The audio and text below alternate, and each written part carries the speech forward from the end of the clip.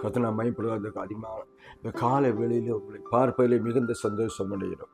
தினம் ஒரு லோக சுவார்த்தை மூலமாய் அநேக காரியங்களை குறித்து, தேவனுடைய வசனங்களை குறித்து கர்த்தர் நம்மோடு நாட்களாய் பேசி கொண்டிருக்கிறார். ஒவ்வொரு நாளும் புதிய வார்த்தைகளை கொடுத்து கொண்டிருக்கிறார். இந்த நாளில் உங்களுக்கு ஒரு புதிய வார்த்தை சொல்லி நான் செபிக்க விரும்புகிறேன். மத்திய சுவிசேஷம் 24ஆம் அதிகாரத்தில் 37ஆம் வசனம், மத்திய 24:37. நோவாவின் காலத்தில் எப்படி நடந்ததோ அப்படியே மனுஷகுமார் காலத்திலும் நடக்கும் என்று சொல்லி இயேசு கிறிஸ்துவானவர் தம்முடைய சீசர்களுக்கு சில காரியங்களை வெளிப்படுத்துகிறதை நாம் பார்க்கிறோம்.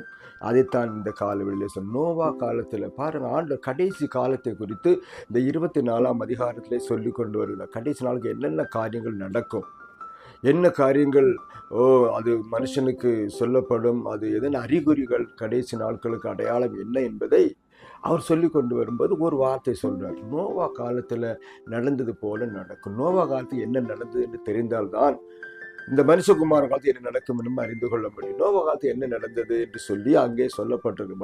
வசனம் சொல்லப்பட்டிருக்கிறது. அவர்கள் எப்படி இருந்தார்கள்? நோவா காலத்தில் கர்த்தர் ஜல பெருளித்தினாலே ஜனங்களை அழிக்க சித்தம் கொண்டார். ஏனென்றால் பாவம் பெருகி போனது என்று சொல்லி வேதத்தில் வாசிக்கிறோம். சோதரம் அந்த நாட்களில் அவர்களுக்கு பாவம் பெருகின பொழுதும் மறுபடியும் ஒரு தருணத்தை கொடுத்ததாக சொல்லப்பட்டிருக்கு. யாரெல்லாம் பேழை கொள்வார், அப்ப நோவா சொன்னார், நீ ஒரு பேழையை கெட்டு அந்த பேழைக்குள்ள யாரெல்லாம் வராங்களோ அவங்களை சேர்த்துக்கொள், அவர்களுக்கு ஒரு மறுபடியும் ஒரு நாட்களை கொள், ஆனால் யாரெல்லாம் வரலையோ அவங்களை காப்பாற்ற முடியாது என்று சொல்லி கடைசி சான்ஸை கொடுத்தார். சான்ஸை கொடுக்கும்போது அது பல வருஷங்கள் அவன் பிரயாசப்பட்டு பிரசங்கம் பண்ணி கொண்டே இருக்கிறான். அந்த பிரசங்கத்தை யாரும் கேட்கவில்லை. அவர்கள் தான் டெய்லி பண்ணுற ரொட்டீன் பண்ணிக்கிட்டே இருக்காங்க. அவங்க எல்லாரும் ரெடி பண்ணுறாங்க, கல்யாணத்துக்கு ரெடி பண்ணுறாங்க, நல்லா சாப்பிட்றாங்க, குடிக்கிறாங்க, அவங்க இஷ்டம் போல் போயிட்டுருக்கிறாங்க. அவங்க பாவத்தை செய்வதிலே அவர்கள் ஓயாமல் இருந்து கொண்டிருந்தார்கள். அதுதான் கர்த்தர் சொல்கிறார், நோவா காலத்தில் எப்படி நடந்தது அதே போல் மனுஷகுமாரன் காலத்தில் இன்றைக்கு அதே போலத்தான் நடந்து கொண்டிருக்கிறது என்பதை எந்த சந்தேகமும் இல்லை. அவர்கள் இன்றைக்கு பாருங்கள் பிரயாசப்படுறாங்க, ஊழியர்கள் வர்றாங்க, வசனத்தை சொல்கிறாங்க, ஆண்டவர் பற்றி சொல்கிறாங்க, கேட்குறாங்க. ஆனாலும் அவர்கள் தங்களுடைய காரியங்களை விட்டு வர மனசில் அவங்க காரியத்தில் அவங்க கண்ணும் கருத்துமாய் இருக்கிறார்கள். இப்படிப்பட்ட காலத்தில் நடக்கும். அன்றைக்கு நடந்து ஜனங்கள் எல்லாரையும் பாருங்க, ஜலப்பிழைய வந்தது பாருங்க. இந்த பேழையை கெட்டினவங்க கூட உள்ள வரவில்லை. சோத்திரம் வான்னு கூப்பிடத்தான் முடியும். இன்றைக்கும் கூட கூப்பிடத்தான் முடியும். கர்த்தர் உங்களை நேசிக்கிறார், கர்த்தர் உங்களை ஆசீர்வதிக்கிறார் வாங்கன்னு சொல்லத்தான் முடியும். தூக்கிட்டு எல்லாம் வர முடியாது. அவங்க சித்தத்தின்படி தான் செய்ய வேண்டும். பாருங்க, அவங்களுடைய சுய சித்தத்துக்கு விரோதமாக எந்த காரியமும் நடப்பதில்லை. அதுதான் ஆண்டவர் சொல்லும்போது சொல்றாரு, அந்த நாட்கள் நடந்தது போல இந்த நாட்கள் நடக்கும். அந்த நாட்களிலே கீழ்ப்படியாமல் போனார்கள், சுய சித்தத்தை செய்வதிலேயே கண்ணும் கருத்துமாக இருந்தார்கள்.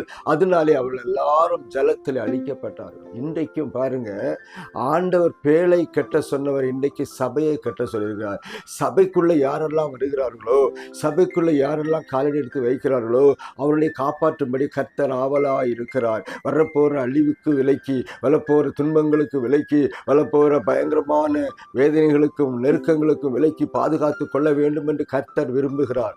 உங்களை பாதுகாத்துக் கொள்ள வேண்டும், உங்கள் குடும்பங்களை, உங்கள் பிள்ளைகளை, உங்கள் சொந்த பந்தங்களை, உங்கள் ஊரை காப்பாற்ற வேண்டும் என்று கர்த்தர் விரும்பி அவர் சொல்லுகிறார், நீங்கள் பேழைக்குள் வாருங்கள், சபை என்கிற பேழைக்குள் வாருங்கள் என்று சொல்லி கர்த்தர் சொல்லி கொண்டிருக்கிறார். அதே பிரசங்கம் இன்றைக்கும் பண்ணப்படுகிறது. ஆபத்து வருகிறது, மனம் திரும்பங்கள், பரலோக ராஜ்யம் சமீபமாக இருக்கிறது என்று இயேசுக்கு ஆரம்பித்து வைத்து அதை பின்பற்றி வருகிற எல்லா சீசர்களும் இன்றைக்கு வரையில் 2000 வருஷமாக அந்த பிரசங்கம் நடந்து கொண்டுதான் இருக்கிறது. ஆனால் என்ன செய்யல, மக்கள் கேட்ட பாடில்லை. மக்கள் அன்றைக்கு கீழ்ப்படியாமல் இருந்தது போல இன்றைக்கும் கீழ்ப்படி. அதான் சொல்லப்படுது, அன்றைக்கு நடந்து எப்படி அப்படியே மனுஷகுமார் நடக்கும். ஜலப்பிரளயம் வந்து பாருங்க, அது வரும் வரையிலும், அந்த அழிவு வரும் வரையிலும் புசித்து குடித்து பெண் கொடுத்து அவங்க வேலையில கரெக்டா இருந்தாலும் சொல்லப்பட்டிருக்குது. அருமையானவர்களே, இந்த நாட்களிலே நாம் இருக்கிற காலம் கொடிய காலத்தில் இருக்கிறோம். இனி என்ன நடக்கும் என்று சொல்லி ஜனங்கள் எல்லாம் பீதி அடைந்து கொண்டு இருக்கிறார்கள். என்ன நடக்குது?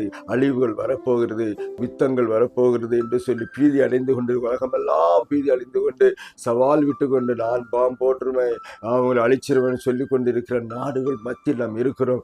என்ன நடக்கும் என்று தெரியாத சூழ்நிலையிலே கர்த்தர் ஒருவர் தான் நமக்கு இன்றைக்கு புகலிடம் என்பதை அறிந்தும் அறியாமல் இருக்கிறார்கள்.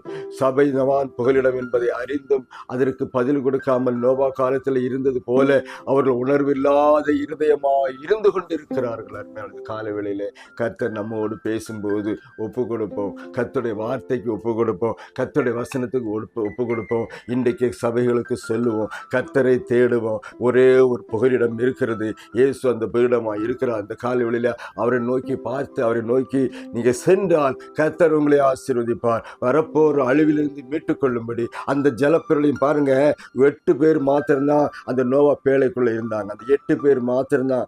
8 பேர் யாரு தெரியுமா? அந்த நோவாவுடைய குடும்பம் மாத்திரம். அது மட்டும்தான் காக்கப்பட்டது. மிச்சம் எல்லாத்தையும் அழிந்து போனது என்று சொல்லி சரித்திரம் சொல்லுகிறது, வேதாமம் சொல்லுகிறது, நான் பிப்ளிக்கல் எவிடன்ஸ் சொல்லுகிறது. என்ன தெரியுமா? எல்லாரும் அழிந்து போனார்கள், உலகம் தண்ணியிலே மூழ்கி போனது என்று சொல்லப்பட்டிருக்கிறது.